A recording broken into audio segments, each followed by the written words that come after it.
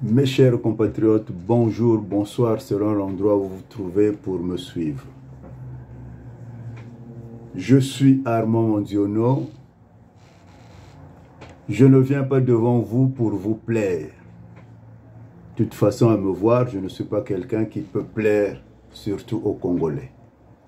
Mais je viens devant vous pour vous dire la vérité, car ma chaîne Armand Mondiono sur YouTube n'est qu'une chaîne qui dit la vérité. Donc, je vous demanderai déjà de prendre ce qui est bon dans ce que je dis. Et le reste, vous le foutez à la poubelle. Je ne vous demande pas aussi de me suivre, car je sais que les Congolais ont des problèmes avec des gens comme moi qui disent la vérité.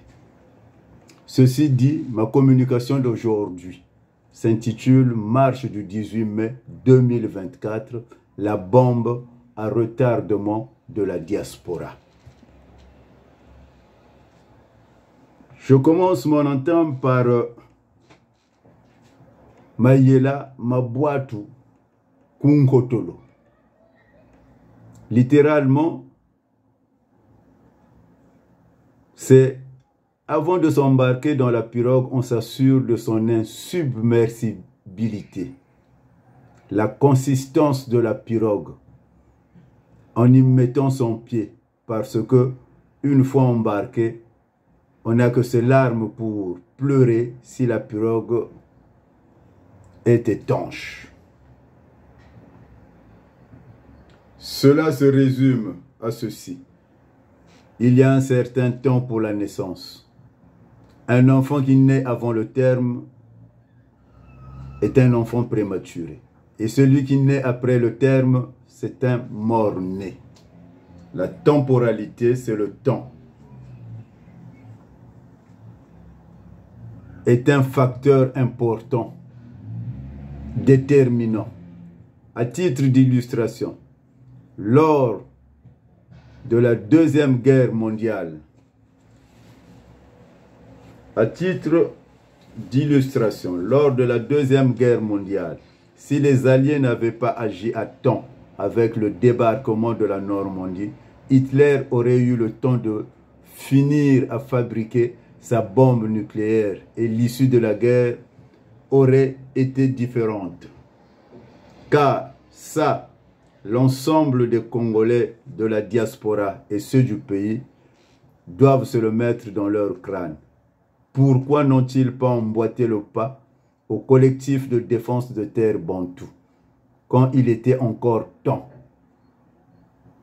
qui s'était époumoné pour lancer un appel vibrant à toutes les sensibilités de la diaspora congolaise, pour la manifestation initiatique du 10 juin 2022, ainsi que celle de son premier anniversaire en 2023, à la même période, alors qu'il était encore temps. Maintenant que la situation a pris une tournure critique, on entend des critiques de détresse, ça et là, agrémentées des larmes de crocodile.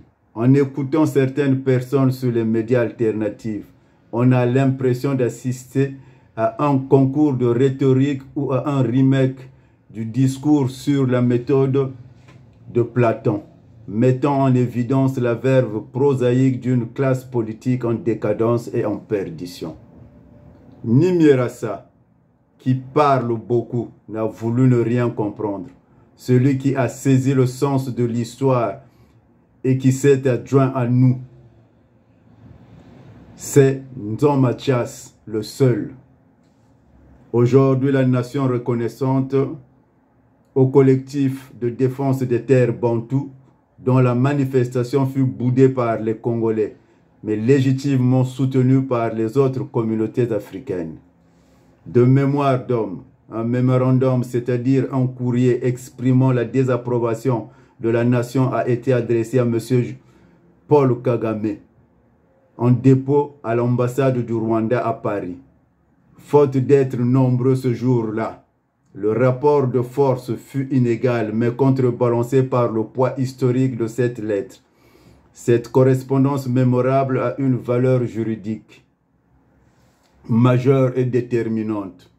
Ce document, dont le contenu est connu de M. Mierassa, et jusque-là, qui était soumis au bon sens du régime rwandais,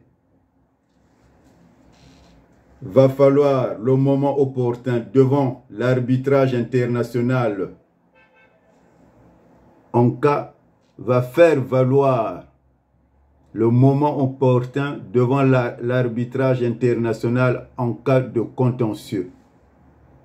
Tout ce que les mouvements arrivistes désattardés de la diaspora congolaise tentent de faire n'est que la théâtralisation, comme ils ont l'habitude, ce qui s'apparente au kiébé-kiébé. À moins que ces mouvements des arrivistes désattardés de la diaspora congolaise aient une force militaire pour dégager les Rwandais.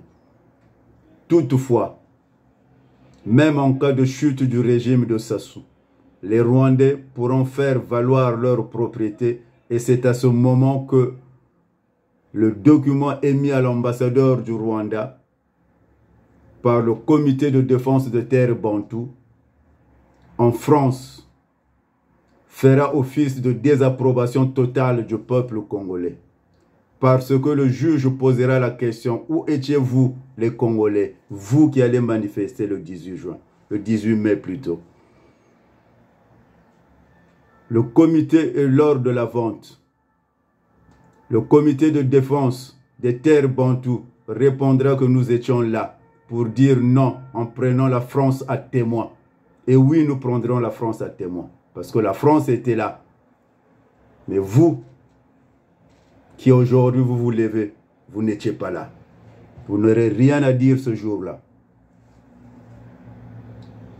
Et nous avions remis notre lettre disant non à cette vente. Le Congo dispose donc de deux moyens pour récupérer ces terres, soit par la violence militaire, soit par les voies judiciaires, et le courrier adressé à M. Paul Kagame par le comité de défense des terres bantoues fera foi ce jour-là.